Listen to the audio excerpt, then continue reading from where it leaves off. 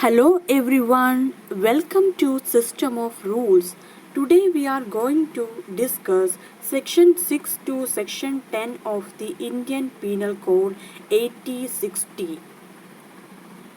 Section 6 defines about definitions in the code to be understood subject to exceptions. That is, according to Section 6 of the Indian Penal Code, throughout this code, every definition of an offence, every penal provision, and every illustration of every such definition or penal provision shall be understood subject to the exceptions contained in the chapter entitled General Exceptions, though those exceptions are not repeated in such definition, penal provision, or illustration. Section 7 stating about sense of expression once explained. According to Section 7 of Indian Penal Code, every expression which is explained in any part of this code is used in every part of this code in conformity with the explanation.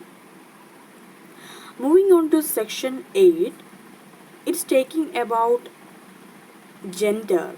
According to Section 8 of the Indian Penal Code, the pronoun he and its derivatives are used for any person, whether male or female. Section 9 stating about number. According to Section 9 of the IPC, unless the contrary appears from the context, words imported the singular number include the plural number, and words importing the plural number include the singular number. Section 10. Section 10 is about men, women. According to Section 10 of the Indian Penal Code, the word man denotes a male human being of any age.